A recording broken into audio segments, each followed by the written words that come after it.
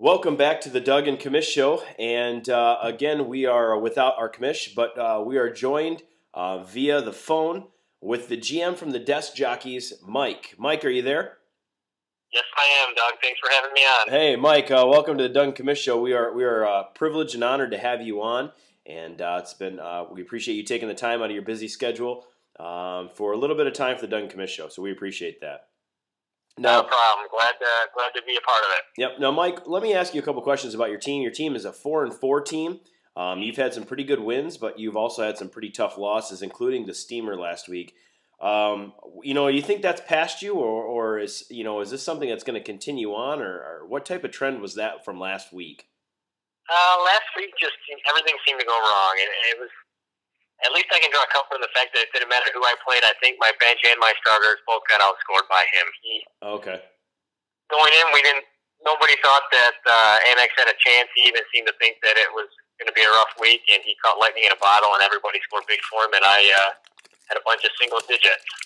Now, with those single digits, obviously, was there any positive thing that you took from last week? The positive from last week would definitely be I now know what I've got in Blunt. Okay. I pulled him out at the last minute. Just wasn't quite sure. Everybody's seen Tampa Bay's offensive line has just been horrible. Yep. But he came in, fresh energy, and had a fantastic game. All right. Well, you are in the thick of things, and a lot of people actually picked you to walk out of your division as the #1 seed. Do you like that target on your back, or are you kind of nervous about it? It is nice to have that recognition, although I voted trash. I think that is with Chris Johnson and then obtaining Roddy White with the possible double dip with Matt Ryan. I just like his chances a little better. Mm-hmm. But I do feel that we've been able to put together a decent lineup. We had some trouble at the beginning with injuries, but via trades and waiver wire pickups, we've been able to field a decent team, and then we're just working hard to get better every week. All right. Well, let's look at your game. You're playing a 3-5 Doughboy who's really just his team's just riddled with injuries and bad luck, and it's also riddled with old people. And so, when you look at Doughboy's team, is there something that you're nervous about this week? Well, the biggest thing that I notice on his lineup is Ray Rice and Marquez Colston, two top quality players, great NFL talent, and have been a little bit of a disappointment this year. Ray Rice took everybody by storm last year. He was consistently right around 100 yards and a touchdown, maybe 30, 40, 50 yards receiving. Marquez Colston is a big receiver, a nice target.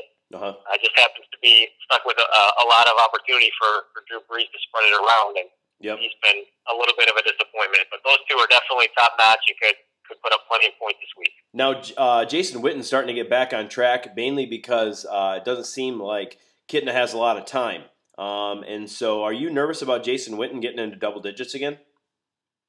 Yeah, he seems to have dropped off the last couple of years. But again, with Kitna, like you stated, he's going to be a quick read over the middle. Yep. He's performed well the last couple of weeks, and I would expect nothing less this week. All right, and on your side, I'll tell you, I do like the LeGarrette Blount. The only thing I'm nervous about is Atlanta coming off the bye week, getting a little extra week to prepare for him. Should be a little bit nerve-wracking, but you got a fresh Ahmad Bradshaw going against Seattle. Yes, I've been pleased with Ahmad ever since we acquired him. He's been a great talent for us. Mm-hmm. Brandon Jacobs has vultured some of his touchdowns, but the last couple of weeks he's been over 100 yards. Yep. And I'm just waiting for him to break one off and get a few bonus points for a long touchdown. Well, I know this doesn't mean much, but ESPN has you projected to win by about 10 points. I'm also going to take the jockey in this one. I'm not going to, unless you really want to, but do you care to tell us who you have in this game? I do. I will take myself as well. It's hard to vote against yourself unless the matchups are really bad. Yeah. And I like Ahmad Bradshaw coming back fresh. LeGarrette Blount is probably going to have he hasn't had many carries, so he's relatively fresh and he's young. And I'm running a little bit of a difficulty with receivers, but I was able to plug in Dustin Keller as a second tight end against Detroit. Hopefully that works out well with the Lions factor, Lions rule. All right. Well, let's go to our second game as we keep moving along here. Trash Talk versus New Guy. New Guy doesn't have his whole lineup filled out. He doesn't have any tight end. in there. And he has Heath Miller on the bench, so we have to assume that Heath Miller is going to go. But is there anything on new guys' lineup that makes you think that he could maybe pull off, as far as record-wise, the upset? Well, I do think that his running backs might be a touch overvalued, 22 and 21, but certainly they are capable of that. And if they do come close to that, it could be a rough day for Trash. Yeah. So, in looking at anything else, is there anything else maybe about Trash's lineup that you just think new guys going to have real trouble with this week? I tell you, I like Des Bryant. He seems to be getting a lot of targets from John Kitna, and if that horrible line can keep him upright long enough, he may push 100 yards and a touchdown this week. What do you think of Darren McFadden? He used to be on your team, if I recall. What do you think's happened to Darren?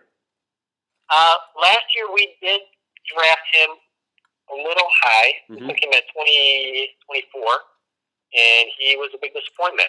This year he's come out, he's played well, a couple weeks off due to injury, but he has been the runner that everybody thought that he would be when he came out of Arkansas. He's had a good stretch here for the last couple weeks. So in this matchup, who are you taking? This is a difficult matchup. I like Mike Wallace. He led the league last year in yards per reception and is leading the league again this year in yards per reception. And with Ben Roethlisberger, he has a potential double dip of a long touchdown. Mm-hmm. Trash has been living a little close to the edge lately. Yeah. But I think based on the matchups and Roddy White and Matt Ryan having a week off to prepare, I've got to go with the 6-2 Trash. Yeah, I too will take the Trash in this one. It's one of those things where you want to see him lose. This would be a great matchup for him to lose, but I just don't know if it's going to happen. Let's move on to the last game. Hips Nips versus Sass, both 4-4 teams. ESPN, again, this projection doesn't mean anything. Really, they mean absolutely nothing. But they have this game at 77-75. Who do you think is going to win and why? This is going to be tough. I mean, you've got two 4-4 teams. Nipples started off and has been consistently around 500. Sass had a couple games he ran into a stretch of bad luck, and it is now back on some semblance of a winning streak. Mm-hmm. D'Angelo Williams has been a disappointment this year. He's forced to go 4 wide this week. So that's I prefer the 2 running back system over 4 wide. I look over at Nips' running back situation. He's got Javon Best against the Jets. That's going to be difficult for him. Brandon Jackson has been hit or miss, so it could be one of those where they could both underperform. Yeah. But Lance Moore could come through for him again. And have a big day. Well, I'll tell you, I look at these matchups, and I mean, I don't even know half the players that are on Nips' team, really, as far as the names go. But when you get to Sass's side, you at least have some name recognition. I will take the Sass in this one, purely based on name recognition, more or less a flip of the coin. But again, Nips last week, I predicted him to lose against White Trash because he was playing down to the competition. And so I don't know, with both teams 4-4, like I said, I think I'll take the Sass on this one. And you? The final score? Tough game to call. Both quarterbacks have favorable matchups. Braylon Edwards could potentially get a long one against the Lions. Mm-hmm. So what would you predict the score here?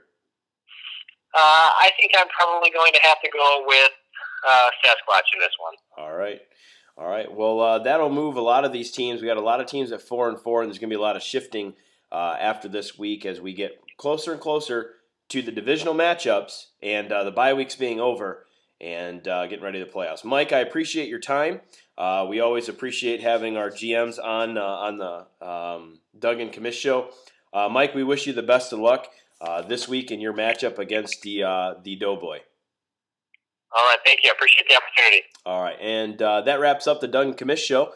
We will be back next week, hopefully with a healthy Commish ready to go for the Doug and Commish show. This is Week 9. May all your fantasy players be studs.